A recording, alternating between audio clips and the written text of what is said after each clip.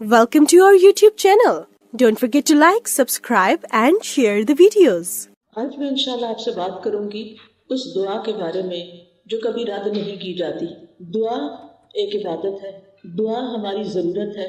دعا اللہ تعالیٰ سے اپنی دنیا کی زندگی اور آخرت کی زندگی کی ضروریات کے بارے میں التجا کرنا ہے، اس سے مانگنا ہے، اس سے سوال کرنا ہے، اس کے آگے گڑ گڑانا ہے، اس کے آگے اپنی عاجزی کا اظہار کرنا ہے اور اپنے مسائل کا حل تلاش کرنا ہے۔ ہم سب جانتے ہیں کہ اس دنیا میں ہم آزمانے کے لیے بھیجے گئے ہیں، ہم سب پر آزمائشیں آتی ہیں، ہم سب کے امتحان ہوتے ہیں۔ کوئی بیمار ہو جاتا ہے، کوئی بچوں کی طرف سے پریشان ہوتا ہے، کوئی بچوں کی شادی کے مسئلے میں پریشان ہوتا ہے، کچھ انہونی قسم کی بیماریوں کا شکار ہوتا ہے، کوئی ذہنی مسائل کا شکار ہوتا ہے، کوئی مالی مسائل کا شکار ہوتا ہے، کوئی دنیا کے حالات کے بارے میں پریشان ہوتا ہے، اور یہ ہم سب ایکسپیرینس کر رہے ہیں۔ اور بعض اوقات تو مسائل کا ایک تانتا ہوتا ہے، ایک مسئلہ ختم نہیں ہوتا کہ ایک اور مسئلہ شروع ہو جاتا ہے، اور انسان اس دنیا میں ان پریشانیوں کی وجہ سے گھبرا اٹھتا ہے۔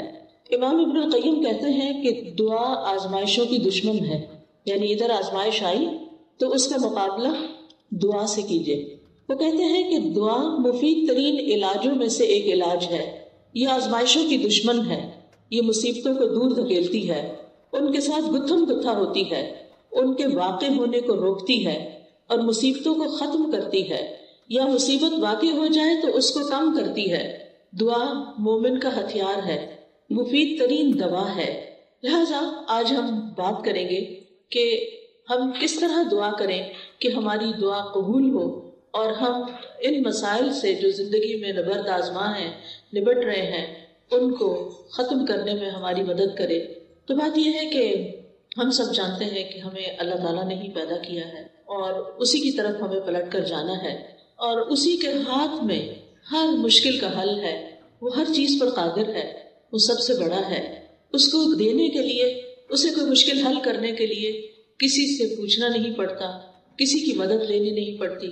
لہٰذا جب سب کچھ اسی کے اختیار میں ہے، لہو ملک السماوات والارض، آسمانوں اور زمین کی ملکیت، کنٹرول، سارے کا سارا اسی کے ہاتھ میں ہے، لہٰذا جب کوئی مشکل آئے تو ہمیں اسی کی طرف رجوع کرنا چاہیے۔ علماء نے عبادت کی جو قسم دعا سے متعلق بتائی ہے وہ دو طرح کی دعا ہوتی ہے، ایک دعا العبادہ اور ایک دعا المسئلہ، یعنی ہماری جتنی بھی عبادتیں ہیں، نماز، روزہ، حج، زکوٰۃ، جتنے بھی اعمال ہیں، ان سب کو بھی دعا کہا جاتا ہے، کیونکہ یہ بھی دراصل ہم اللہ سبحانہ وتعالیٰ کے حضور جب حاضر ہوتے ہیں، مثلا نماز میں، تو آپ دیکھیے کہ ہم سینے پہ ہاتھ باندھ کے بھی دعا کرتے ہیں۔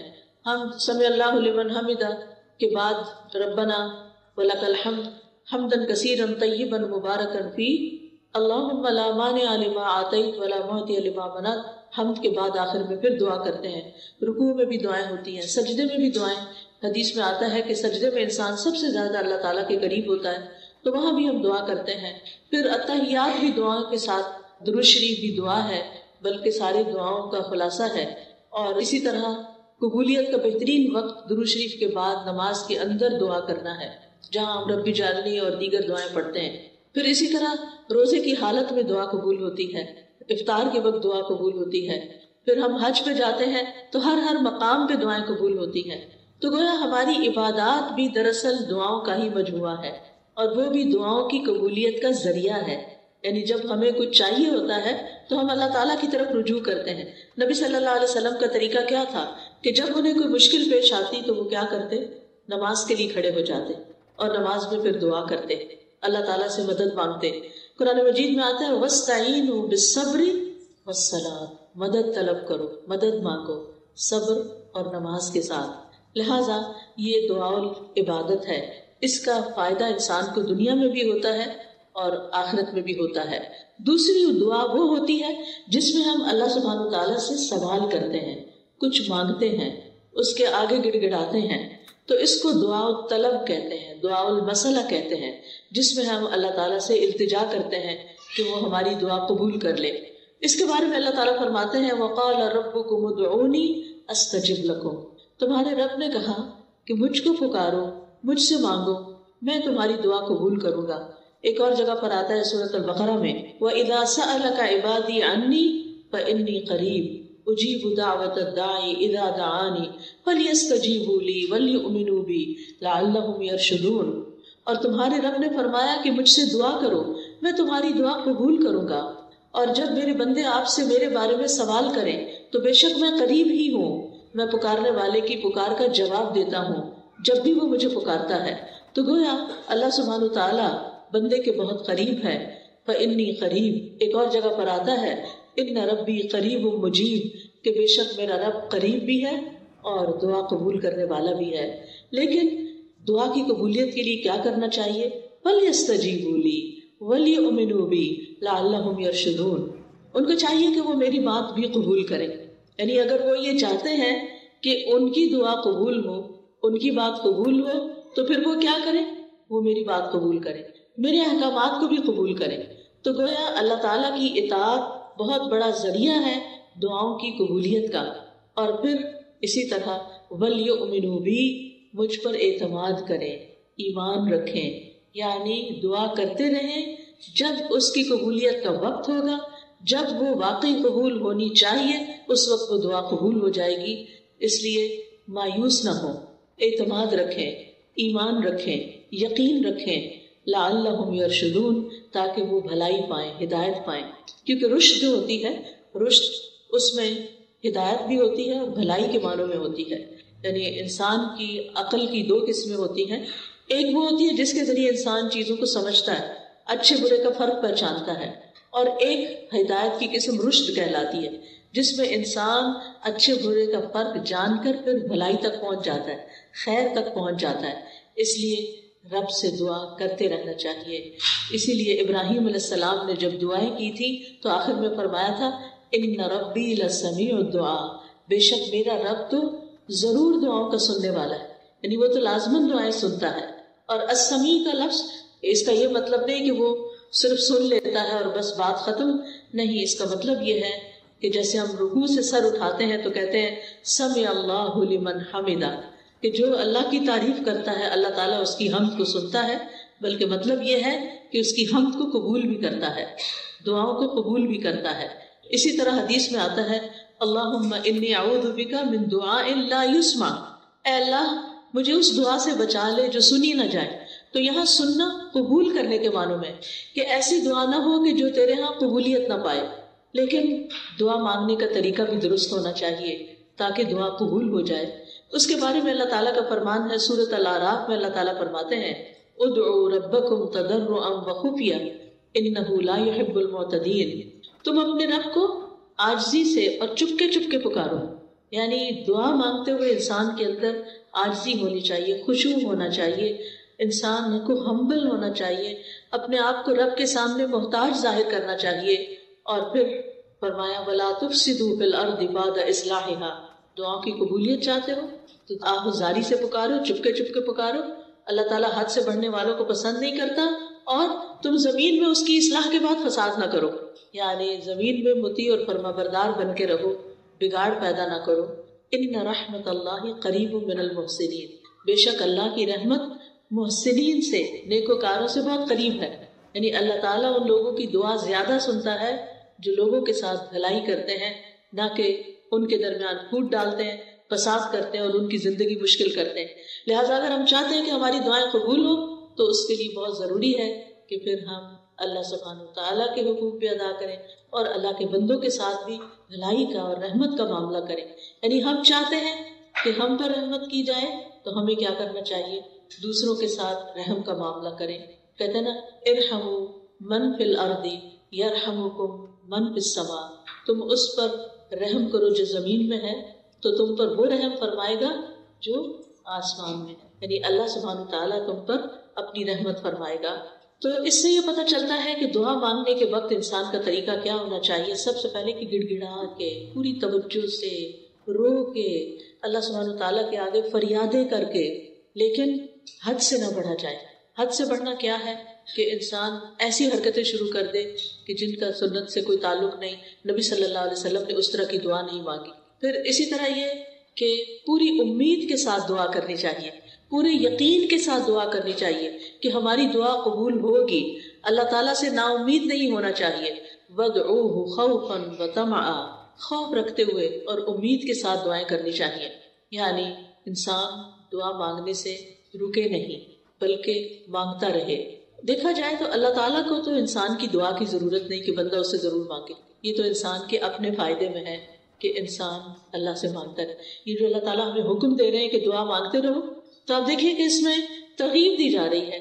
اس کو ضرورت نہیں ہے، ہمیں ضرورت ہے، ہم محتاج ہیں. سورۃ فاطر میں اللہ تعالیٰ فرماتے ہیں یا ایھا الناس انتم الفقراء الی اللہ واللہ هو الغنی الحمید. اے لوگو تم سب اللہ کے محتاج ہو اور اللہ بے نیاز ہے، تعریف والا ہے. یعنی محتاج ہم ہیں، ضرورت ہماری ہے اور اللہ بے نیاز ہے، اس کو ضرورت نہیں ہے، اس کو کسی کی محتاجی نہیں ہے کہ کوئی دعا کرے گا تو اس کی شان بلند ہوگی. وہ تو پہلے سے ہی بلند شان کا مالک ہے. ایک حدیث قدسی میں آتا ہے اللہ تعالیٰ فرماتے ہیں اے میرے بندو تم کبھی مجھے نقصان پہنچانے کی طاقت نہیں رکھو گے، یعنی میرا کچھ نہیں بگاڑ سکتے کہ مجھے نقصان پہنچا سکو، نہ کبھی مجھے فائدہ پہنچانے کے قابل ہوگے کہ مجھے فائدہ پہنچا سکو. نہ ہم اللہ تعالیٰ کا نقصان کر سکتے ہیں اور نہ ہی اس کو فائدہ دے سکتے ہیں. اسی لیے ایک اور حدیث میں آتا ہے اے میرے بندو اگر تمہارے پہلے والے اور تمہارے بعد والے اور تمہارے انسان اور تمہارے جن سب مل کر تم میں سے ایک انتہائی متقی انسان کے دل کی طرح ہو جائیں تو اس سے میری بادشاہت میں کوئی اضافہ نہیں ہوگا. یعنی اگر ہم سب کے سب بہت نیک بھی بن جائیں تو اللہ تعالیٰ کو تب بھی کوئی فائدہ نہیں. ہم اپنا سارا مال بھی خرچ کر دیں تو اللہ تعالیٰ کا کچھ بھی فائدہ نہیں، اس کا ریٹرن خود ہم ہی کو ملنے والا ہے. تو بات یہ ہے کہ دعا انسان ہی کو فائدہ دیتی ہے، لہٰذا دعا مانگتے رہنا چاہیے کیونکہ دعا ایک عبادت ہے.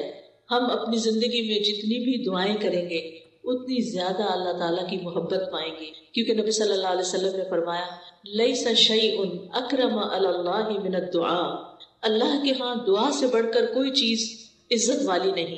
یعنی ہم بندوں سے مانگتے ہیں تو وہ کیا ہوتا ہے، ذلت ہوتی ہے، لیکن جب ہم اللہ سے مانگتے ہیں تو اللہ تعالیٰ کے ہاں درجات بلند ہوتے چلے جاتے ہیں، عزت بڑھتی چلی جاتی ہے. دعا کرنے والے سے اللہ تعالیٰ محبت کرتا ہے اور جو دعا نہیں کرتا اس سے کیا ہوتا ہے پتہ نا آپ کو، اللہ تعالیٰ اس سے ناراض ہوتا ہے.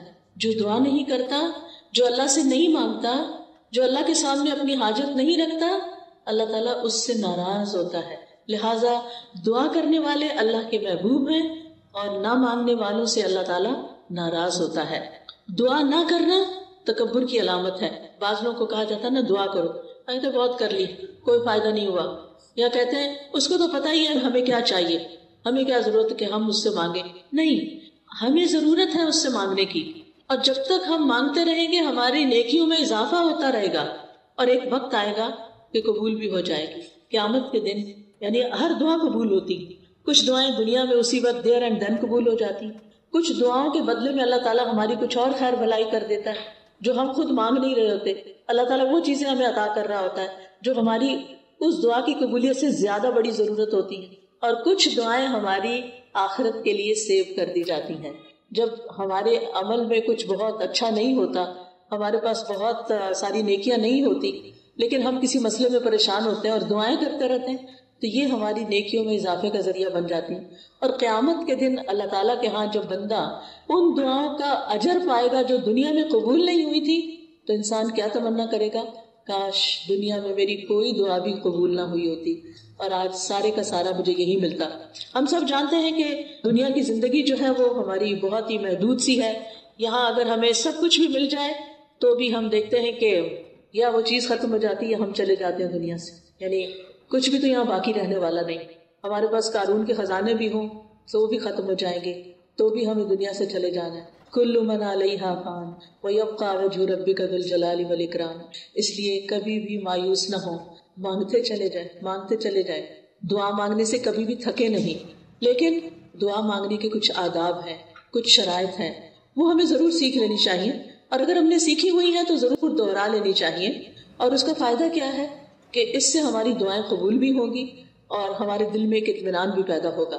تو ابن قیم نے چند سطروں میں دعا کا خوبصورت نچوڑ پیدا کیا ہے. وہ کہتے ہیں کہ وہ کون سی اہم چیزیں ہیں جو کسی انسان کو دعا کرتے ہوئے معلوم ہونی چاہیے. اور اس کے آخر میں انہوں نے یہ جملہ کہا ہے پورے یقین کے ساتھ کہ جو ان شرائط کو پورا کر کے دعا کرے گا وہ دعا کبھی رد نہیں ہوگی. یعنی اس کی دعا کبھی رد نہیں ہوگی. تو آج کا موضوع بھی یہی ہے کہ وہ کون سی دعا ہے جو رد نہیں ہوتی، یعنی وہ کس طریقے سے مانگی ہوئی دعا ہے جو ضرور قبول ہو جاتی ہے. اور یہ باتیں انہوں نے اپنی کتاب الجواب الکافی لمن سأل عن الدواء الشافی، اردو میں بھی کتاب ہے، آپ نے اس کا ترجمہ دیکھا ہوگا دواء شافی کے نام سے. ہو سکتا ہے آپ میں سے کچھ لوگوں نے یہ کتاب پڑھی ہو. بہت ہی اچھی کتاب ہے، پڑھنے کے لائق ہے. میں سمجھتی ہوں جس نے زندگی میں یہ کتاب نہیں پڑھی اس کے علم میں بہت بڑی کمی ہے. اردو میں یہ کتاب، انگلش میں بھی کچھ مختصر سی شاید ٹرانسلیشن ہے، اصل کتاب عربی میں ہے. اگر آپ کو اردو نہیں بھی سمجھ آتی، نہیں پڑھ سکتے، تو کم از کم آپ اس کے آڈیو لیکچر سن سکتے ہیں. قرآن فار آل ایک ایپ ہے جس میں دواء شافی کے سارے لیکچرز ریکارڈڈ موجود ہیں. اس میں سے ایک ایک لیکچر اگر آپ کر کے سنیں گے تو کتاب ختم ہو جائے گی. آڈیو بک ہے وہ، اور چھوٹا چھوٹا میں نے ایکسپلین بھی کیا ہوا ہے اس میں. تو اس سے آپ کو زندگی گزارنے کے بہت سارے پر حکمت ایسے نکتے ملیں گے کہ جن کو اپنا کے آپ کی زندگی میں ایک اطمینان اور سکون پیدا ہو جائے گا. تو بہرحال اس کتاب کا ترجمہ النس اینڈ دا کیور کے نام سے بھی آپ دیکھیے گا ضرور. تو دعا کی قبولیت کے اسباب کون سے ہیں؟ اگر آپ کے پاس کاپی پین ہو تو اپنے پاس نوٹ کر لیجئے، اور اگر نہیں تو دل پہ لکھ لیجئے. سب سے پہلی چیز دل کا حاضر ہونا، یعنی دعا کی قبولیت کے لیے سب سے اہم ترین چیز کیا ہے کہ دل کی حضوری کے ساتھ دعا کی جائے. یعنی مقصد کو حاصل کرنے کے لیے مقصد کو پہلے اچھی طرح سمجھ لینا چاہیے کہ مانگنا کیا ہے. پھر مانگنے کے لیے الفاظ کیا ہونے چاہیے، کیونکہ آپ دیکھیے جتنے اچھے الفاظ سے آپ مانگتے ہیں نا، اور جتنے پیار سے مانگتے ہیں، جتنی عاجزی سے مانگتے ہیں، تو جو آپ مانگتے ہیں وہ آپ کو مل جاتا ہے. آپ کسی انسان سے بھی، کسی بچے سے بھی، مثلا بعض اوقات ایسا ہوتا ہے نا، بچہ آپ کی کوئی چیز اٹھا کے بھاگ جاتا ہے تو آپ اسے کہتے ہیں ادھر آؤ، واپس لاؤ، تو کیا ہوتا ہے؟ وہ اور دور بھاگتا ہے. لیکن اگر آپ پیار سے اس کو کہتے ہیں اچھا یہ دیکھو ادھر آؤ، میرے پاس یہ چیز بھی ہے تمہارے لیے، آؤ، تو وہ اس چیز کو دیکھتا ہے تو وہ فوراً آ جاتا ہے. تو جو پیار کی بات ہوتی ہے نا، محبت کی بات ہوتی ہے، اور توجہ سے بات جو کی جاتی ہے، اس کا اثر ہی کچھ اور ہوتا ہے. بعض اوقات ہم ایسے کرتے ہیں، ہمارے ہاتھ میں فون ہوتا ہے اور ہم کسی سے بات کر رہے ہوتے ہیں تو وہ دوسرے کو کوئی اثر نہیں ہوتا، بچے اس بات کا کوئی اثر نہیں لیتے. تو توجہ، دل کی حضوری، اچھے الفاظ، اور غفلت سے باہر آ کے اچھے سے مانگنا. کیونکہ حدیث میں آتا ہے وَاعْلَمُوا أَنَّ اللَّهَ لَا يَسْتَجِيبُ دُعَاءً مِّن قَلْبٍ غَافِلٍ لَاهٍ، جان لو بے شک اللہ غافل اور لہو و لعب یعنی کھیل کود میں مبتلا دل کی دعا قبول نہیں کرتا. یعنی دھیان ہمارا کہیں اور لگا ہوا ہے، کان ہمارے کہیں اور لگے ہوئے ہیں، اور ہم صرف زبان سے کوئی کتاب اٹھا کے، آج کل تو بہت سہولت ہو گئی ہے نا کہ خود سے سوچنا بھی نہیں پڑتا کیا مانگنا ہے، بس بک اٹھائی دعاؤں کی، یا کوئی کارڈ اٹھا لیا، یا پھر کوئی ایپ کھول لی اور لفظ پڑھنا شروع کر دیے. ٹھیک ہے وہ بھی دعائیں ہیں، لیکن ان کو بھی سلیقے سے پڑھنے کی ضرورت ہے. ان پر بھی جب آپ پڑھتے ہیں نا تو صرف ایسے نہیں کہ قرآن کی تلاوت کر رہے ہیں بغیر سوچے سمجھے تو دعائیں بھی بغیر سوچے سمجھے پڑھتے چلے جائیں، ایسا نہیں کرنا، بلکہ جو کچھ بول رہے ہیں اس کو سمجھنا بھی ہے، کیا مانگ رہے ہیں، کیوں مانگ رہے ہیں. لہٰذا ہمیں غفلت سے نکلنا ہے، دل حضوری کے ساتھ مانگنا ہے، ڈسٹریکشن سے بچنا ہے. جو آپ کی خاص خاص دعائیں نا وہ ایسے وقت میں کیا کریں جب ڈسٹریکشن نہ ہو. کیونکہ بعض اوقات آپ دعا مانگ رہی ہیں اور ادھر سے بچہ آپ کو کھینچ رہا ہے، ادھر سے فون بج رہا ہے، ادھر سے آپ کے گھر کے باہر کھڑا ہے، ادھر سے آپ کو خوشبو آ رہی ہے کہ ہنڈیاں جل رہی ہے. اب آپ سوچیں کیا دعا مانگی جائے گی، کیسی دعا ہوگی وہ، اور پھر اس میں قبولیت کیا ہوگی. جب آپ کو خود ہی پتہ نہ ہو، کان کہیں لگے، آنکھیں کہیں لگے، ناک کہیں لگے، کیا پتہ چلے گا کیا مانگا کیا نہیں مانگا. لہٰذا ایسے وقت میں مانگے جب آپ اکیلے ہوں، تنہا ہوں، آپ اور آپ کا رب ہو، پھر آپ اسے چپکے چپکے سرگوشیاں کریں. اذ نادى ربه نداء خفيا، زکریا علیہ السلام نے اپنے رب کو پکارا تھا چپکے چپکے، خفیہ خفیہ. ادعوا ربکم تضرعا وخفیہ، عاجزی اور زاری بھی ہو اور چپکے چپکے مناجاتیں بھی ہوں. کیونکہ دعا کرتے وقت جذبات بھی ساتھ ہونے چاہیے، یعنی اللہ کی رحمت کو محسوس کرنا چاہیے، اللہ کا شکر ادا کرنا چاہیے کہ اس نے توفیق دی ہے، اور پھر اس یقین کے ساتھ کہ اللہ بڑا مہربان ہے، رحم فرمانے والا ہے، وہ اس وقت بھی سن رہا ہے، وہ میرے دل کی حالت جانتا ہے، اور وہ کچھ دے سکتا ہے جو میں مانگ رہی ہوں. جب آپ بندوں سے کچھ مانگتے ہیں نا تو بعض اوقات ان کے پاس ہوتا بھی ہے، وہ نہیں دیتے، لیکن اللہ تعالیٰ جب دیتے ہیں تو اس کے خزانوں میں تو کمی ہوتی ہی نہیں. بندوں کو تو یہ خوف ہوتا ہے نا ہم نے دے دیا تو ہمارا کیا بنے گا. ہر دفعہ ایسے ہی ہوتا ہے نا، کوئی ہم سے کچھ مانگ لے تو پہلے ہم سوچتے ہیں ہمارا کام چلے گا دینے کے بعد، بس اتنا ہی دیتے ہیں جتنا ہم بس دینا چاہتے ہیں، اس سے آگے نہیں. اللہ سبحانہ وتعالیٰ کے خزانے بھرے ہوئے ہیں، جب سے زمین و آسمان بنا ہے وہ خرچ کیے چلے جا رہا ہے، لیکن اس کے خزانوں میں قطرے برابر بھی کمی نہیں ہوئی، قطرے برابر بھی کمی نہیں ہوئی۔ اس کو کیا فرق پڑتا ہے؟ اور جب ہم یہ جانتے ہیں کہ زمین و آسمان کی ہر چیز اس کے کنٹرول میں ہے، وہ بادشاہ ہے، وہ مالک ہے، اور وہ دینے پہ پوری طرح قادر ہے، تو پھر ہم اس امید کے ساتھ مانگیں۔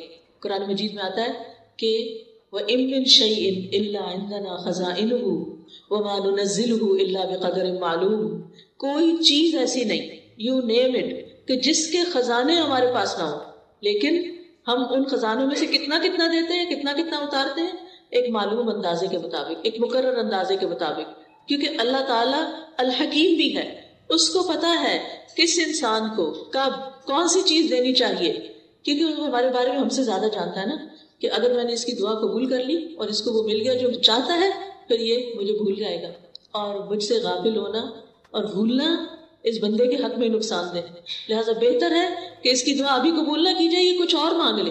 یعنی بعض لوگوں کی دعا صرف اس لیے قبول نہیں کی جاتی کہ ان کا رونا اللہ کو پسند ہوتا ہے، ان کا مانگتے رہنا اللہ کو پسند ہوتا ہے، کیونکہ جب ہم دکھی ہوتے ہیں، تکلیف میں ہوتے ہیں، پریشان ہوتے ہیں، تو پھر ہم اللہ کی طرف رجوع کرتے ہیں، اور جب ہماری ضروریات پوری ہو جاتی ہیں تو پھر ہم کیا کرتے ہیں، پھر تو ہم نماز پڑھنا بھی بھول جاتے ہیں، پھر ہم صدقہ خیرات دینا بھی بھول جاتے ہیں۔ لہٰذا اللہ سبحانہ وتعالیٰ ہمیں کسی نہ کسی مشکل میں ڈالے رکھتا ہے ہمارے فائدے کے لیے، ہماری بھلائی کے لیے، تاکہ ہم اللہ تعالیٰ کی طرف رجوع کرتے رہیں۔ نبی صلی اللہ علیہ وسلم نے فرمایا ادعوا اللہ وانتم موقنون بالاجابہ، تم اللہ سے مانگو اس یقین کے ساتھ کہ تمہاری دعا ضرور قبول کی جائے گی، پورا یقین ہو۔ لہٰذا جب آپ کو یقین آئے گا نا تو غفلت بھی دور ہو جائے گی، دعا میں دل حاضر رہے گا، اور آپ اس طرح دعا کی قبولیت کی پہلی شرط پوری کر دیں گے۔ دوسری چیز جو ہے وہ ڈسٹریکشن ہے۔ ڈسٹریکشن کا مطلب یہ ہے کہ انسان کبھی کہیں دیکھے، کبھی کہیں دیکھے، کبھی کچھ سوچے، کبھی کچھ سوچے، اور جو مانگ رہا ہے اس کی خبر نہ ہو اس کو، تو ہمیں سمجھ کر دعا کرنی، سمجھ کر، یعنی یہ دوسرا اہم نقطہ ہے، حاضر دل کے ساتھ اور سمجھ کر، کیونکہ اگر پتہ ہی نہیں مانگ کے آ رہے ہیں تو پھر کیا فائدہ۔ اور پھر یہ ہے کہ اگر عربی میں دعا مانگنی نہیں آتی تو الٹے سیدھے لفظ پڑھ کے نہ مانگیں، اردو میں مانگ لیں، انگلش میں مانگ لیں، پنجابی میں مانگ لیں، جو آپ کی زبان ہے اس میں مانگ لیں، تو آپ کے لیے کچھ مشکل نہیں ہے۔ اللہ تعالیٰ کو ساری زبانیں آتی ہیں، ایک ہم ہیں، ہمارے لیے ڈسٹرکشن، ہماری لمیٹیشنز ہیں، ہمیں ایک زبان آتی ہے تو دوسری نہیں آتی، انگریزی آتی تو فرینچ نہیں آتی، اردو آتی ہے تو پنجابی نہیں آتی بچوں کو، تو کتنی لمیٹیشن ہے ہماری۔ اللہ تعالیٰ کے لیے کچھ مشکل نہیں، کسی بھی ڈائلیکٹ میں، کسی بھی زبان میں، کسی بھی وقت، کسی بھی لمحے کچھ بھی مانگتے ہیں، وہ سب کچھ سمجھتا ہے، جانتا ہے، اور دینے پر پوری طرح قادر ہے۔ پھر آپ دیکھیے کہ دعا کرتے وقت کسی بے مقصد کام میں مشغول نہ ہو۔ اچھا بعض لوگ موبائل سے دعائیں پڑھتے ہیں، ٹھیک ہے، سہولت کے لیے پڑھ سکتے ہیں آپ، اب کیا ہوتا ہے اتنے میں اوپر ایک نوٹیفیکیشن آ جاتا ہے، اچھا آدھی دعا پڑھی، آدھا میسج پڑھا، نہ ادھر کے نہ ادھر کے، ملٹی ٹاسکنگ ہو رہی۔ دنیا کے کاموں میں تو ملٹی ٹاسکنگ آپ کر سکتے ہیں، لیکن اللہ تعالیٰ کے ہاں تو بس ایک وہ ہے، اس کو ایک مانتے ہوئے بس وہ اس میں بھی یہ بھی شریک کرنا پسند نہیں کرتا کہ جب ہم اس سے بات کر رہے ہوں تو ہم اوروں کے بارے میں سوچتے ہیں، یا اس سے بات کر رہے ہوں تو بیچ میں کسی اور سے باتیں شروع کر دیں، اس کو یہ پسند نہیں ہے۔ لہٰذا ہمیں ڈسٹریکشن سے بچنا ہے۔ بعض اوقات یہ ہوتا ہے کہ کوئی چیز ہمارے انگوٹھی وغیرہ ہاتھ میں ہوتی ہے تو کچھ لوگ کیا کرتے ہیں، دعا مانگتے اس سے کھیلنا شروع کر دیتے ہیں، کوئی بٹن کھول بند شروع کر دیتا ہے، کچھ اور کرنے لگتے ہیں۔ ان ساری چیزوں سے بچنا ہے۔ اس وقت کپڑے نہیں سنوارنے، کوئی اور کچھ نہیں، کھجانا شجانا بھی نہیں، اگر کھجانا پہلے کھجا لیں اور پھر اس کے بعد دعا کرنی شروع کریں، یعنی 100% آپ کی توجہ دعا کی طرف ہونی چاہیے۔ ہمارے اسلاف میں سے کسی نے ایک شخص کو دیکھا کہ دعا کر رہا تھا، ساتھ کنکریوں سے کھیل رہا تھا۔ انہوں نے کہا یہ کنکریاں پھینک دو اور اپنی دعا پہ توجہ کرو، دعا کرتے ہوئے تمہارا دل اور اعضاء سارے، پورا جسم اس طرف متوجہ ہونا چاہیے۔ تو یہ تھی پہلی شرط، ٹھیک ہے۔ دوسری شرط یا دوسرا نقطہ یا دوسرا ادب کیا ہے، قبولیت کے 6 اوقات میں سے کسی وقت میں دعا کرنا۔ اب قبولیت کے 6 اوقات کون سے ہیں میں ابھی آپ کو بتاتی ہوں۔ یہ 6 اوقات ایسے ہیں جن میں دعا قبول ہو جاتی ہے اور کبھی رد نہیں ہوتی۔ لہٰذا دل کو حاضر رکھنے کے ساتھ ساتھ دوسری چیز وقت کا انتخاب ہے کہ کس وقت آپ مانگیں، کون سا زیادہ سوٹیبل ٹائم ہے۔ تو ان میں سے سب سے پہلے رات کا آخری تہائی حصہ، 1/3 of last part of the night. اب وہ کیا ہے، جیسے آپ کے موبائل پہ وہ ٹائمنگز ہوتے ہیں نا صلات کے، تو وہ آ جاتا ہے تہجد کا وقت آ جاتا ہے، آج کل شاید 1:30 ہے یا کچھ اس طرح، تو وہ لاسٹ پارٹ آف نائٹ ہوتا ہے جو تیسرا حصہ آخری حصہ ہوتا ہے رات کا، فجر کی اذان سے پہلے، آپ سمجھے 1.5-2 گھنٹے پہلے۔ اب اس وقت میں آپ اللہ تعالیٰ سے دعا کریں گے، جو کہ تہجد کا وقت ہوتا ہے، سب سو رہے ہوتے ہیں، فون کالز کرنے والے بھی سو رہے ہیں، آنے جانے والے بھی سو رہے ہیں، گھر والے بھی سو رہے ہیں، بچے بھی سو رہے ہیں، سبھی سو رہے ہیں۔ اب آپ کا رب جاگ رہا ہے، لہٰذا جب آپ کی آنکھ کھلے تو آپ اپنے رب کو پکاریں، چاہے آپ بستر میں لیٹے ہوئے پکاریں، منع نہیں ہے لیٹ کے دعا کرنا، آپ لیٹ کے بھی دعا کر سکتے ہیں۔ اس وقت کوئی آپ کو دیکھ نہیں رہا ہوگا، آپ اللہ کے آگے رو سکتے ہیں، آپ اپنی التجائیں فریادیں کر سکتے ہیں۔ اگر کوئی ساتھ سویا ہوا ہے تو پھر زور سے نہیں بولیے، دل دل میں بولیے، کیونکہ اللہ تعالیٰ نے اجازت دی ہے کہ ادعوا ربکم تضرعا وخفیا، خفیہ خفیہ، چپکے چپکے، وسپرنگ میں، دل ہی دل میں اللہ کے ساتھ فریادیں کرنا شروع کر دیں، اور یہ دل کی حضوری کا بہترین وقت ہے۔ حدیث میں آتا ہے ہمارا رب تبارک و تعالی ہر رات آسمانی دنیا پہ نزول فرماتا ہے، جب رات کا آخری تہائی حصہ باقی رہ جاتا ہے اور وہ آواز دیتا ہے کوئی جو مجھ سے دعا کرے تو میں اسے قبول کر لوں۔ اللہ تعالیٰ خود پکار رہے ہیں، مانگو مجھ سے، ہے کوئی جو مجھ سے مانگے تو میں اسے عطا کر دوں، ہے کوئی جو مجھ سے بخشش طلب کرے تو میں اس کو معاف کر دوں، اور یہ ہر رات ہوتا ہے، ایوری نائٹ۔ لہٰذا اس وقت سے فائدہ اٹھانا چاہیے۔ اگر ہم اپنے گناہوں سے پریشان ہیں، اپنی بری عادتوں سے پریشان ہیں، اپنے کچھ مینٹل ہیلتھ کے بارے میں پریشان ہیں، کسی خاص مسئلے کے بارے میں پریشان ہیں، تو اس آخری حصے میں رات کے اٹھیں اور اللہ تعالیٰ سے دعا کریں۔ اللہ تعالیٰ اپنی شان کے مطابق آپ کو نوازے گا، اور یہ دعاؤں کی قبولیت کا سنہری موقع ہوتا ہے۔ دوسرے مواقع کون سے ہیں؟ ابن القیم لکھتے ہیں وَعِندَ الْأَذَانِ، حدیث میں بھی آتا ہے اذان۔ اب آپ کہیں گے ہمارے گھر میں تو اذان ریکارڈڈ ہے، بالکل ریکارڈڈ اذان بھی اذان ہے، وہ کچھ اور تو نہیں ہے نا۔ بعض لوگ کہتے ہیں اچھا اس کا جواب دیں، بھائی کیوں نہ دیں، وہ کیا کہہ رہے ہیں، وہ وہی تو کہہ رہے ہیں جو اذان کے الفاظ ہیں۔ اب آپ مسجد میں بھی ہوتے ہیں تو کیا آپ کو مؤذن کی اصل آواز آ رہی ہوتی نہیں نا، کس میں سے آ رہی ہوتی؟ مائک کے تھرو آ رہی ہوتی ہے۔ لہٰذا وہاں بھی آپ جواب دیں گے، اور گھر میں جب موبائل پہ آذان لگے گی یا آذان کلاک پہ آذان لگے گی اس کا بھی آپ پورا جواب دیں گے، اور اس کے بعد دعا کریں گے، وہ قبولیت کا وقت ہے۔ اچھا کچھ لوگ تو گھروں میں آذان آن ہی نہیں کرتے، موبائل پہ بھی انہوں نے بس وہ چھوٹی سی آذان رکھی ہوئی ہے جو بس تھوڑا سا نوٹیفیکیشن دیتی ہے، 2 دفعہ اللہ اکبر کر کے وہ بند ہو جاتی ہے۔ نہیں، اپنے گھروں میں آذان لگائیں۔ پہلے تو الفجر کی وہ آذان ہوتی تھی، کلاک ہوتا تھا، وہ گھروں میں عام طور پر بج رہا ہوتا تھا، تو بہت ضروری ہے۔ ہمارے گھروں کے اندر جو شیاطین کا اثر ہے، جو بے چینیاں ہیں، جو بچوں کی نافرمانیاں ہیں، ان میں بہت بڑی وجہ یہ ہے کہ گھروں میں قرآن نہیں پڑھا جاتا، گھروں میں آذان کی آواز نہیں سنائی دیتی۔ ہم ایسی جگہوں پر رہتے ہیں کہ جہاں پر آذان نہیں آتی، لہٰذا بہت ضروری ہے کہ آپ ہر طرح کے شر سے بچنے کے لیے گھر میں آذان بلند آواز سے لگائیں، کہ ہر نماز کے وقت پر آذان لگ جائے، اور اس کا جواب دیں گے آپ۔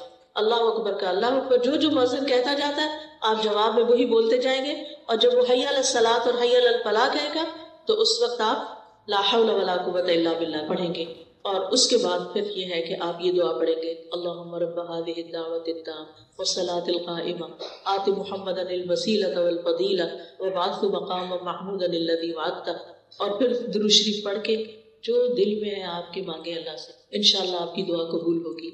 اور پھر اس کے بعد یہ ہے کہ دعا کی قبولیت کا تیسرا وقت آذان اور اقامت کے بیچ میں، جیسے آپ مسجد میں گئے ہیں، جمعہ پڑھنے کے لیے گئے ہیں، یا ویسے آپ واقع چلے گئے مسجد کے اندر، اذان ہو رہی تھی تو آپ آذان کا تو آپ نے جواب دے دیا، دعا کر لی، تھوڑی دیر کے بعد اقامت ہوتی ہے جب نماز کھڑی ہوتی ہے۔ یہ بیچ کا وقت بڑا ہی قیمتی وقت ہے، یہ سارا وقت دعاؤں کی قبولیت کا وقت ہے۔ لیکن افسوس کے ساتھ یہ کہنا پڑتا ہے کہ ایون جمعے کے دن مسجد میں ہوتے ہوئے لوگ اس وقت کی قدر نہیں کرتے، جبکہ وہ وقت بھی قبولیت کا وقت ہوتا ہے۔ لہٰذا آپ کا دل اگر بوجھل ہے، آپ پریشان ہیں، آپ جہاں ڈرائیو کیجیے اور جائیے مسجد میں جا کے بیٹھ جائیے، اذان سنیے، اذان اور اقامت کے بیچ میں خوب اللہ سے رو کے دعائیں کیجیے، اور پھر نماز پڑھ کے آ جائیے۔ عورتوں کا مسجد جانا منع نہیں، امہات المومنین کو دیکھتے ہیں، صحابیات کو دیکھتے ہیں، سب مسجد جاتی تھی، بلکہ فجر کی نماز میں شریک ہوتی تھی، عشاء کی نماز میں شریک ہوتی تھی، اور نبی صلی اللہ علیہ وسلم نے فرمایا کہ تم عورتوں کو مسجد آنے سے مت روکو۔ لہٰذا یہاں اگر گھر کے اندر آپ کی سیٹسفیکشن نہیں ہوتی تو آپ اللہ کے گھر بیت اللہ شریف جانا تو دور کی بات ہے، وہاں تو ہر وقت کی دعائیں قبول ہو رہی ہوتی، لیکن یہاں بھی جو آپ کے لوکل مساجد ہیں ان کو بھی آباد کیجیے۔ کتنا افسوس ہوتا ہے کہ رمضان میں پھر لوگ مسجدوں میں آ جاتے ہیں اور رمضان ختم ہوتا ہے، کسی وقت آپ جا کے دیکھیں عصر کی نماز میں چند نمازی ہوں گے، مغرب کو جا کے دیکھیں، فجر کو جا کے دیکھیں.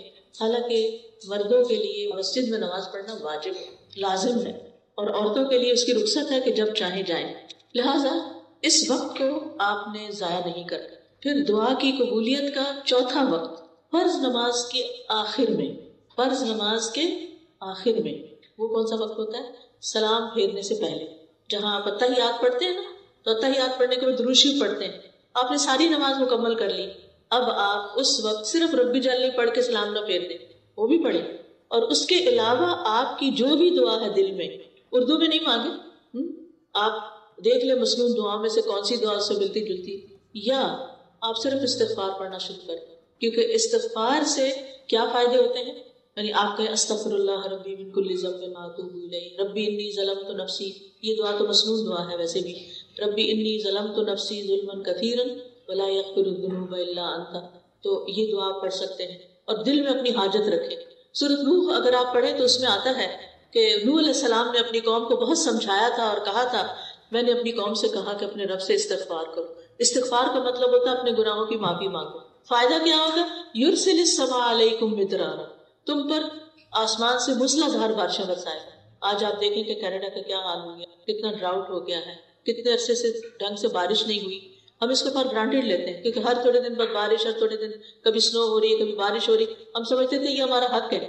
لیکن اب آپ دیکھیں مہینہ ہوا ہے مجھے واپس آئے ہوئے اور مسلسل دھوپ نکل رہی ہے یا بادل آ رہے ہیں، ہلکی پھلکی پھوار پڑتی ہے اور بات ختم ہو جاتی ہے. کتنی جگہوں پر آگ لگی ہوئی ہے اور اس کی پولوشن یہاں تک، اس کا دھواں اسموک یہاں تک آ رہا ہے اور لوگوں کے گلے خراب ہو رہے ہیں. اور کیا کہہ رہے ہیں ماہرین کہ اس کا حل صرف بارش ہے، بارش ہوگی تو یہ آگ بجھے گی. ان کے پاس کوئی طریقہ ذریعہ نہیں اب آگ بجھانے کا. تو آپ خود سوچئے کہ ہم سب کو اجتماعی استغفار کرنی چاہیے. ہم یہ نہ سوچے کہ سب کچھ ہے کہ کیا فرق پڑتا ہے اگر نہیں بھی بارش تو اچھا موسم ہے، باہر چھتری نہیں لے کے جانی پڑے گی، پارک میں جا کے بیٹھیں گے، دھوپ میں بیٹھیں. نہیں، بارش کی انسانوں کو، جانوروں کو، پرند چرند ہر ایک کو ضرورت ہوتی ہے. پودوں کو ہماری ضرورت ہے، ہم سب کو ضرورت ہے. اگر پانی کی سطح نیچے چلی جائے تو آپ دیکھیں کہ کھیت ویران ہو جاتے ہیں. لہٰذا اللہ سبحانہ وتعالیٰ سے استغفار کرنا ہے. اور پھر آسمان سے بارشیں برسنے کے علاوہ کیا ہے؟ تمہارے لیے مال اور اولاد ہوگی. یعنی تمہیں مال بھی ملے گا.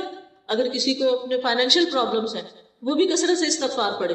یا اولاد کی طرف سے کوئی پریشانی ہے، بچے ہیں نہیں، بچے ہیں لیکن بیمار ہیں، بچے ہیں لیکن بات نہیں مانتے، بچے ہیں لیکن شادی نہیں ہو رہی، کوئی بھی مسئلہ اولاد سے ریلیٹڈ ہے تو کیا کرے؟ استغفار کی کثرت کر دیں، اپنے گناہوں کی معافی مانگتے چلے جائیں. اور وَيَجْعَلْ لَكُمْ أَنْهَارًا، تمہارے لیے نہریں جاری کر دے گا اللہ تعالیٰ. باغات ہوں گے، نہریں ہوں گی.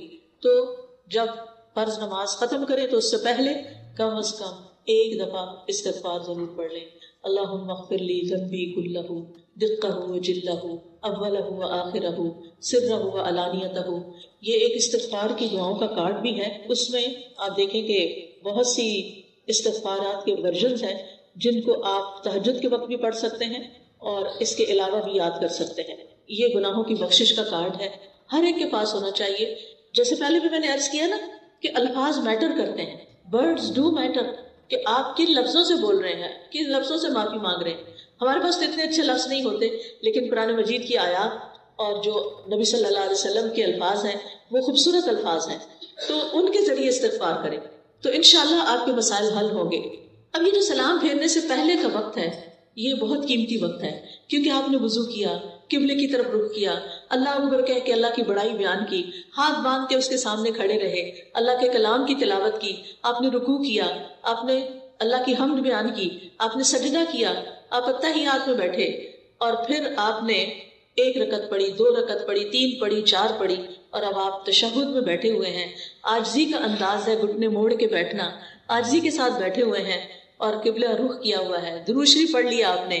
کتنی ساری چیزیں جمع ہو گئی آپ کی دعا کی قبولیت کے لیے. لیکن عام طور پر لوگوں کو پتہ ہی نہیں ہوتا کہ یہ دعا کی قبولیت کا وقت ہے، لہٰذا وہ جلدی سے ربی جلدی بے سوچے سمجھے پڑھ کے سلام پھیر دیتے ہیں اور ایک موقع گنوا دیتے ہیں. لہٰذا اگر مثال کے طور پر آپ بیمار ہیں تو آپ اللہ تعالیٰ سے دعا کر سکتے ہیں، اللہم اشفنی، اللہم اشفنی، اے اللہ مجھے شفا دے دے، اے اللہ مجھے شفا دے دے.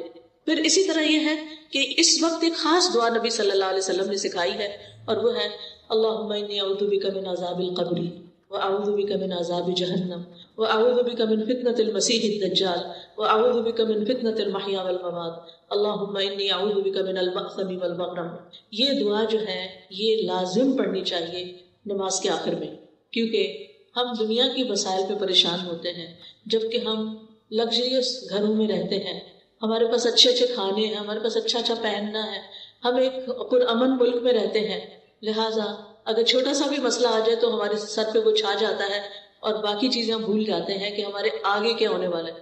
قبر میں تو ہم نے تنہا ہونا ہے نا، وہاں تو کوئی ساتھ نہیں ہوگا. لہٰذا وہاں کی تکلیف اور وہاں کے عذاب اور وہاں کی مشکل کے بارے میں دعا کریں. قیامت کے دن جہنم کی سزا سے بچنے کی دعا کریں، پھر اسی طرح گناہوں سے بچنے کی دعا کریں. تو یہ بہت جامع دعا ہے، یہ بھی آپ کو یہاں نماز کے اذکار کتاب جو ہے اس میں مل جائے گی. دعا کی قبولیت کا 5واں وقت، ابن قیم کہتے ہیں 5واں وقت جمعے کا دن ہے. جمعے کے دن میں 2 اوقات ایسے ہوتے ہیں جب دعا قبول ہوتی ہے. ایک جب امام ممبر پہ چڑھ رہا ہوتا ہے، اس وقت سے لے کر جمعے کی نماز مکمل ہونے تک تو آپ مسجد میں پہلے سے ہی چلے جائیں اور اس وقت دعا شروع کر دیں جب امام اپنا خطبہ شروع کرتا ہے، جب اس وقت اذان ہوتی ہے. نبی صلی اللہ علیہ وسلم نے فرمایا جمعے کے دن ایک گھڑی ایسی بھی آتی ہے کہ اگر وہ کسی بندہ مسلم کو اس حال میں میسر آ جائے کہ وہ اللہ سے خیر کا سوال کر رہا ہو تو اللہ اسے وہ چیز ضرور عطا کر دیتا ہے. دوسری گھڑی کیا ہے؟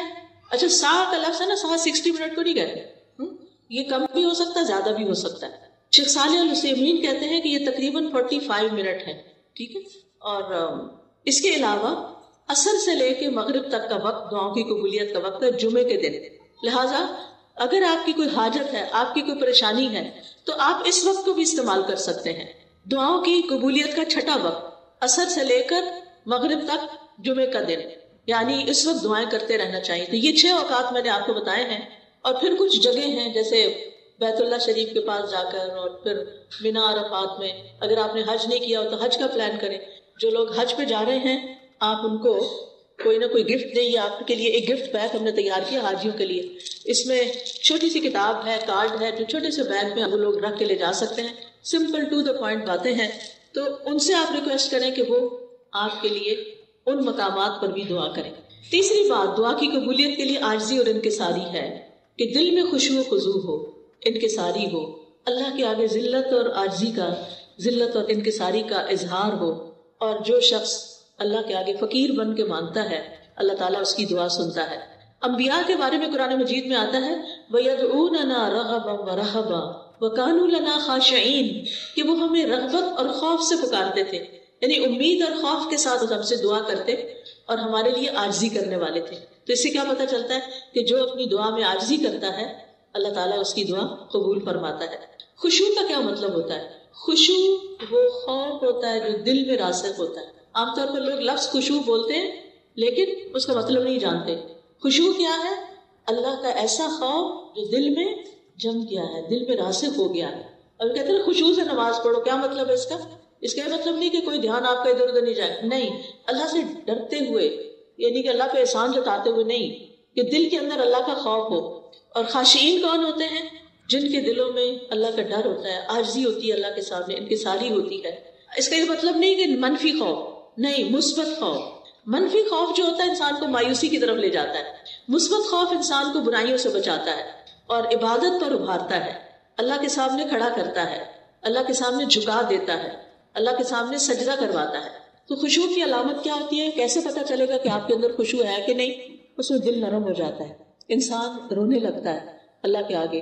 یعنی دعا میں رونا بھی چاہیے، دل نرم ہونا چاہیے، غافل نہیں ہونا چاہیے.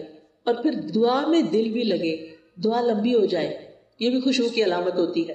اور آپ کو یوں لگے جیسے آپ اللہ سے باتیں کر رہے ہیں. پھر چوتھی چیز قبولیت کے لیے گڑ گڑا کے دعا کرنا، تضرع. تضرع کا لفظ جو ہے یہ ضاد، را اور عین سے ذرا، ذرعن کہتے ہیں گائے کی وہ جگہ جہاں گائے کا دودھ جمع ہوتا ہے. آپ دیکھیں کہ جب بچہ پیدا ہوتا ہے نا گائے کا، تو گائے کے بچے کو کتنی تڑپ ہوتی ہے ماں کے تھن کی طرف جانے کی. کبھی دیکھا آپ نے یہ منظر؟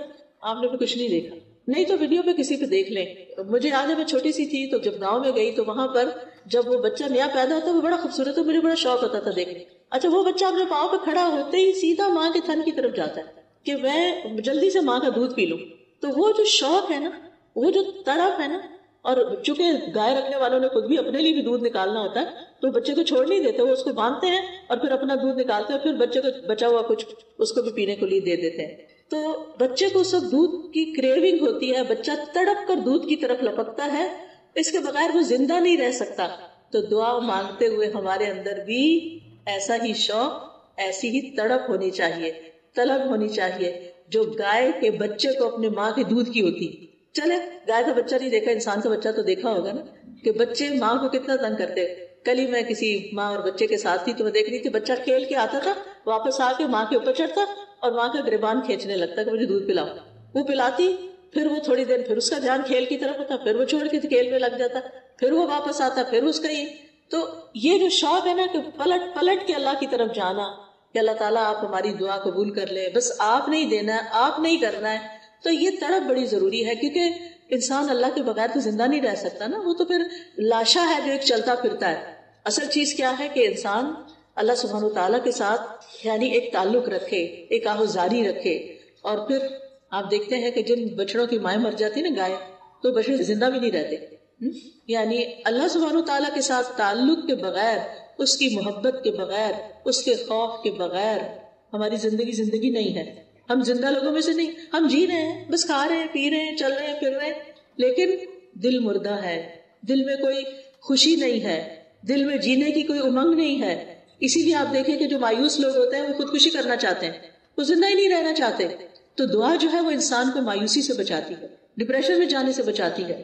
آپ کو ایک سہارا ہوتا ہے, آپ کو ایک امید ہوتی ہے کہ آپ کا رب ہے, وہ زندہ رب ہے, الحی القیوم, وہ ضرور سنے گا اور وہ اس بھمر سے مجھے نکالے گا, اس مشکل سے مجھے باہر لے جائے گا.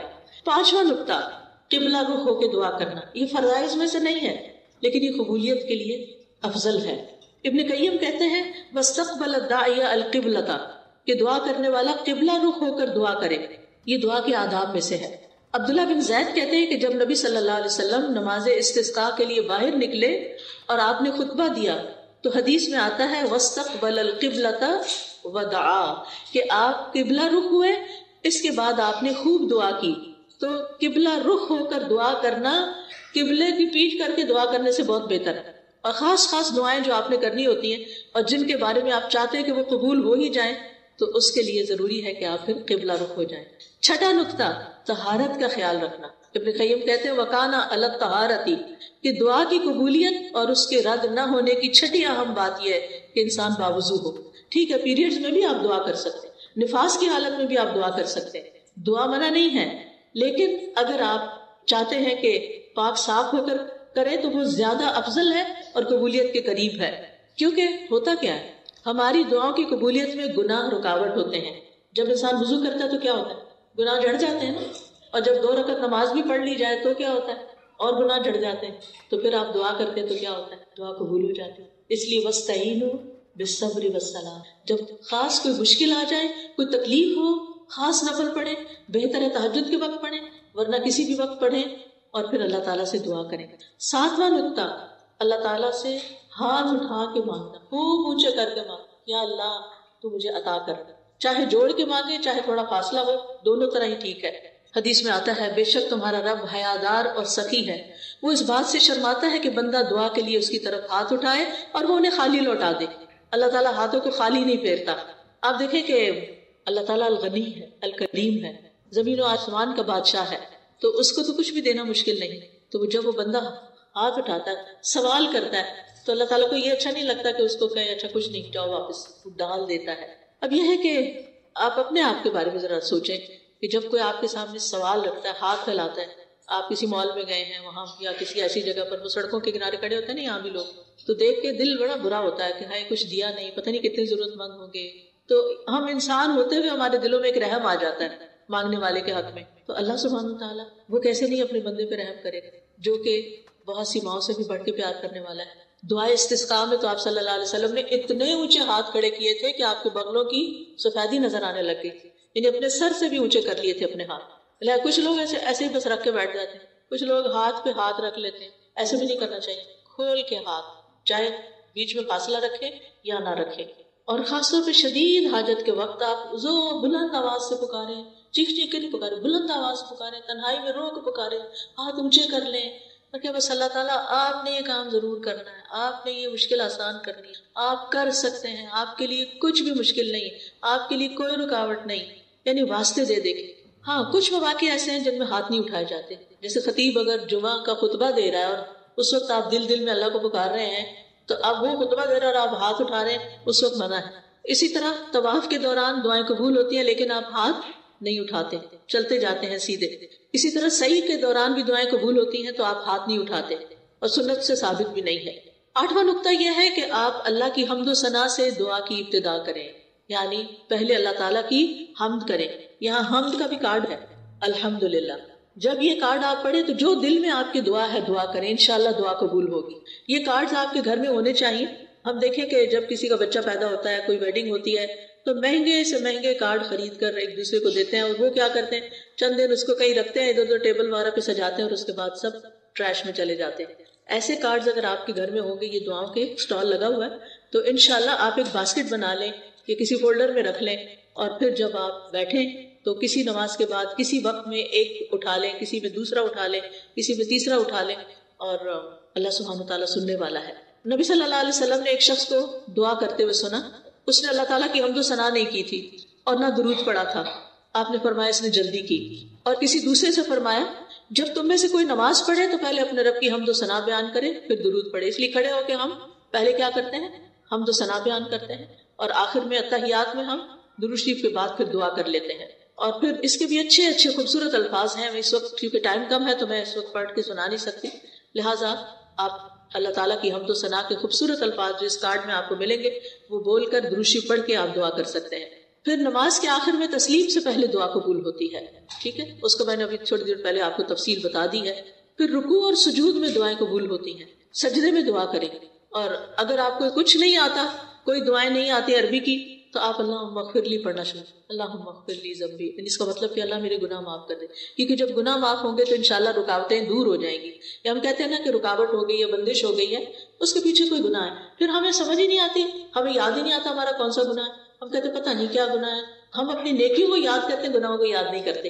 ٹھیک ہے، آپ نیکیوں کو بھی یاد رکھیں، لیکن آپ گناہوں کو ضرور یاد کریں کہ کہیں میں نے کسی کے حق تو نہیں مارا، کہیں کسی رشتہ دار کی حق تلفی تو نہیں کی، کہیں کسی ضرورت مند کی میں نے تو ضرورت نہیں پھیر دی، کسی ضرورت مند کا مذاق تو نہیں اڑایا، کبھی کسی پہ باتیں تو نہیں بنائی، کبھی کسی بہن بھائی کو ضرورت ہوئی تو میں نے کان بند کر لی اور اس کی مدد نہیں کی۔ یعنی بعض اوقات ایسا ہوتا ہے کہ ہم دوسروں سے خیر روک دیتے ہیں تو ہم سے بھی روک دی جاتی ہے۔ حضرت اسماء رضی اللہ تعالیٰ عنہ کو نبی صلی اللہ علیہ وسلم فرماتا لا تو کی فیو کا علیہ کی، اپنے وہ جو ہوتی ہے چھوٹی سی پوٹلی، تو اس کی رسی باندھ کے نہ رکھو ورنہ تمہارے اوپر بھی باندھ دیا جائے گا۔ یعنی اس کو اپنے خزانے، پہلے زمانے میں پرس نہیں ہوا کرتے تھے اور ڈیزائنر کے تو بالکل بھی نہیں تھے، تو لوگ خواتین کپڑے کی تھیلیوں میں اپنے وہ دینار درہم رکھتی تھی، تو اس کے اوپر سے پھر کیا کرتی تھی، تھیلی کو اب بھی وہ بید وغیرہ دیتے ہیں نا، تو تھوڑی چھوٹی چھوٹی پاؤچز میں بنا کے دے دیتے، تو اس کے اندر تو اس کو باندھ کے نہ رکھو، تو کھلا رکھو، یعنی نکالتے رہو، دیتے رہو، کیونکہ دینے والے ہی پاتے ہیں، گیو اینڈ ٹیک، تو اللہ سبحانہ وتعالیٰ پسند کرتا ہے۔ اس لیے صدقہ جو ہے وہ بھی دعا کی قبولیت میں بہت اہم کردار ادا کرتا ہے۔ پھر 9واں نقطہ یہ ہے، حمد و ثنا کے بعد درود شریف پڑھنے سے دعا قبول ہوتی ہے، اور پھر استغفار، توبہ اور استغفار کر کے دعا قبول ہوتی ہے۔ اور اس میں ہم یہ جو سید الاستغفار ہے جو صبح شام ہم پڑھتے ہیں، تو اس میں ہم کہتے ہیں ابو لک بنعمتک علی و ابو بذنبی، اللہ میں آپ کی نعمتوں کا بھی اقرار کرتا ہوں اور اپنے گناہوں کا، تو دیتا ہے اور میں تیری نافرمانی کرتا ہوں، لہٰذا اس وقت پھر دعا قبول ہوتی۔ اور پھر دعا کی قبولیت کے لیے حرام سے بچنا بہت ضروری ہے، حرام کھانے پینے سے اور حرام اوڑھنے پہننے سے، اور پھر اپنے لباس میں بھی مہذب اسلامی لباس پہننا چاہیے۔ خاص طور پر خواتین کے لیے بہت ضروری ہے کہ وہ اپنے آپ کو ڈھکیں، کیونکہ اللہ تعالیٰ کو ڈھکنا پسند ہے۔ جب ہم بازار کی طرف، گھر میں ٹھیک ہے آپ جیسے بھی کپڑے پہنتے ہیں، لیکن اس میں بھی کچھ حدود کا خیال رکھنا چاہیے۔ اور نماز پڑھتے وقت آپ کو پتہ ہے کہ پورا لباس ساتر ہونا چاہیے، بال بھی نہیں دکھنے چاہیے، کان بھی نہیں، گردن بھی نہیں، ٹخنے بھی نہیں۔ اب ہمارے دیسی کپڑوں میں بھی آپ دیکھیں کہ پجامے کی وجہ سے، ٹراؤزر کی وجہ سے، جب خواتین جب رکوع میں جاتے تو ٹخنے ننگے ہو جاتے، جب ٹخنے ننگے ہو جاتے نماز باطل ہو جاتی۔ یا تو آپ بڑی چادر لے کے کریں، یا کوئی جراب پہنیں، یا آپ شرٹ لمبی رکھیں، نماز کا ایسا کپڑا بنائیں کہ آپ اوپر سے نیچے تک ڈھک جائیں، ورنہ نماز قبول نہیں ہوگی۔ اگر نماز قبول نہیں ہوئی تو دعا کیسے قبول ہوگی؟ تو اس لیے یہ چھوٹی چھوٹی چیزیں جو ہیں، چھوٹی نہیں بڑی ہیں، ان کا بھی دھیان رکھنا ضروری ہے، کیونکہ ایک شخص پکارتا ہے تو اللہ تعالیٰ فرماتے ہیں کہ اس کی دعا کیسے قبول ہو کہ اس کی غذا بھی حرام کی اور اس کا لباس بھی حرام کا، نہیں نہ کھانے میں وہ احتیاط کرتا ہے، بس حلال ہے حرام ہے کچھ بھی کھا لیتا ہے، اور اسی طرح لباس کا بھی اہتمام نہیں کرتا، تو اس کا اہتمام بھی ضروری ہے کیونکہ دعا کی قبولیت میں لباس کا اہم کردار ہے۔ پھر اسی طرح 10واں نقطہ ہے دعا میں تکرار، ریپیٹیشن، دعا بار بار دہرانا، دہراتے جائیں، پھر مانگیں پھر مانگیں پھر مانگیں، ایک دن دوسرے دن تیسرے دن، کبھی یہ نہ کہیں بہت دفعہ پکارا ہے اب مانگا نہیں جاتا بس تھک گیا ہوں مانگ، کبھی نہ تھکیں، اور بار بار ربنا کہیں، اے ہمارے رب اے میرے رب، اور پھر یہ کہ اللہ تعالیٰ کے اچھے اچھے ناموں کے ساتھ اس کو پکارے، اور پھر یہ کہ کہیں اللہ تعالیٰ سے، اللہ تعالیٰ میں تو مانگتا رہوں گا، میں نے نہیں پیچھے ہٹنا، آپ نے مجھے دینا ہی دینا ہے، آپ نے مجھے وہ عطا کرنا ہے جو میں آپ سے مانگ رہا ہوں، اور آپ مجھ جیسے مسکین انسان کو خالی ہاتھ لوٹا دیں گے، میں نے خالی ہاتھ نہیں جانا۔ آپ دیکھیں کہ بندوں کے سامنے بھی جب ہم، حالانکہ بندے سٹنجی ہوتے ہیں، اللہ تعالیٰ تو سخی کریم ہے، تو بندوں سے بھی جب ہم سب بخیل سے بخیل بندے کے آگے بھی تکرار کریں نا تو وہ پھر مان ہی جاتا ہے کسی طرح۔ بعض اوقات ایسا ہوتا ہے نا کہ کوئی شخص پہلی دفعہ آپ سے مانگتا تھا، آپ کہتے میں نہیں دینا، یہ تو بس ہیبیچول ہے، اچھا پھر دوسری دفعہ کسی اور طریقے سے، تیسری دفعہ اپنے بچوں کو ہی دے، چوتھی دفعہ کسی اور طریقے سے مانگو، پھر آپ جاؤ سر سے اترو لے جاؤ چلو، یعنی کہ نہیں آپ کا ارادہ ہوتا ہے بالکل نہیں دینا اور پھر آپ دے چکتے، پھر آپ سوچتے اچھا نکلوا ہی لیا اس نے، تو اس کے اصرار کی وجہ سے اگر وہ صرف ایک دفعہ کہتا دے دیں اور آپ نہیں دیتے تو کہاں دیا جاتا اس کو۔ وَلِلَّهِ الْمَثَلُ الْأَعْلَىٰ، اللہ کی شان تو بہت بلند ہے، لہٰذا اللہ تعالیٰ سے آپ تکرار کے ساتھ مانگیں، عاجزی اور بے بسی کے ساتھ۔ 11واں نقطہ کیا ہے؟ محبت پر مبنی الفاظ سے مانگیں، خوشامد کریں، اللہ آپ کریم ہیں، آپ قدیر ہیں، آپ قادر ہیں، آپ مقتدر ہیں، پیارے پیارے نام لے کے، اور پھر آپ دیکھیں حضرت زکریا نے کیا کہا تھا، ربی انی وہن العظم واشتعل الرأس شیبا ولم اکن بدعائک ربی شقیا، اللہ میرا سر بڑھاپے سے بڑک اٹھا، سارے بال سفید ہو گئے، اور میری بیوی بانجھ ہے، میری ہڈیاں کمزور ہو گئی ہیں، لیکن میں تو اس سے دعا مانگ کے کبھی نامراد نہیں ہوا، مانگتا رہوں گا، آپ دینے والے ہیں۔ تو کتنی خوبصورت الفاظ میں انہوں نے اپنی حالت کا ذکر کیا۔ ایوب علیہ السلام نے بیماری میں کیا کیا، انی مسنی الضر وانت ارحم الراحمین، یہ پیار کے کلمات، اللہ مجھے بہت تکلیف پہنچ گئی ہے، بیمار ہو گیا ہوں اور آپ تو ارحم الراحمین، تو یہ اس کو تملک کہتے ہیں عربی زبان میں۔ پھر انبیاء کی دعاؤں کو آپ دیکھیں تو آپ کو بہترین نمونہ ملے گا۔ تو جب آپ یہ سوچیں گے کہ آپ کیا مانگنا ہے، کیوں مانگنا ہے، مقصد کیا ہے، اور عاجزی اور زاری سے مانگنا ہے، بہترین الفاظ میں اپنے آپ کو ایکسپریس کرنا، چاہے اللہ آپ کے دل کی باتیں جانتا ہے، اللہ تعالیٰ یہ دیکھنا چاہتا ہے آپ زبان سے کیا نکالتے ہیں، آپ کن الفاظ میں مانگتے ہیں۔ حضرت مریم کی والدہ نے کن الفاظ سے دعا مانگی تھی کہ رب میں نے آپ کی نظر کر دیا، جو بھی میرے پیٹ میں ہے کہ آزاد ہوگا آپ اس سے قبول کر لیں، انک انت السمیع العلیم، کیونکہ آپ تو دعائیں قبول کرنے والے ہیں، آپ تو جاننے والے ہیں۔ پھر اسی طرح 12واں نقطہ یہ ہے کہ امید اور خوف کے ساتھ مانگنا، وَيَدْعُونَنَا رَغَبًا وَرَهَبًا وَكَانُوا لَنَا خَاشِعِينَ، انبیاء ایسے ہی پکارتے تھے کہ دل میں ڈر بھی ہو اللہ کا کہ کہیں دعا رد نہ ہو جائے، کوئی میرے سے غلطی ایسی نہ ہو کہ میری دعا قبول نہ ہو، اور اس کے ساتھ امید بھی رکھے کہ نہیں اللہ تو سنتا ہے، وہ قبول کرے گا۔ 13واں نقطہ اللہ سے اس کے ناموں صفات اور وحدانیت کے ساتھ دعا کرنا، اللہ کی توحید بیان کر کے دعا کرنا۔ قرآن مجید میں آتا ہے وَلِلَّهِ الْأَسْمَاءُ الْحُسْنَىٰ فَادْعُوهُ بِهَا، اللہ کے اچھے اچھے نام ہیں، ان ناموں کے ساتھ اس کو پکارو، لہٰذا اللہ کے تمام نام پرفیکٹ اور ایکسیلنٹ ہیں، لہٰذا اللہ کے نام کیسے، یا رحمان یا رحیم، تکرار کریں، یا اللہ یا رحمان یا غفار یا غفور اغفر لی، یا رحمان ارحمنی، یا حکیم یا علیم علمنی فہمنی، یا رزاق ارزقنی، یا شافی اشفنی، یعنی اللہ کے مخصوص ناموں کے ساتھ اللہ کو پکاریں۔ ایک شخص کو نبی صلی اللہ علیہ وسلم نے سنا کہ وہ دعا کر رہا ہے، اور وہ دعا کی تھی اللہم انی اسألک انی اشہد انک انت اللہ لا الہ الا انت الاحد الصمد الذی لم یلد ولم یولد ولم یکن لہ کفوا احد۔ تو آپ نے فرمایا اس نے اللہ تعالیٰ سے ان ناموں کے ساتھ سوال کیا ہے کہ جب اس سے سوال کیا جائے تو اللہ تعالیٰ عطا فرماتا ہے، جب مانگا جائے تو دعا قبول ہوتی ہے، لہٰذا اللہ تعالیٰ کے ناموں کے ساتھ دعا کریں، اور یہ دعا خاص طور پر۔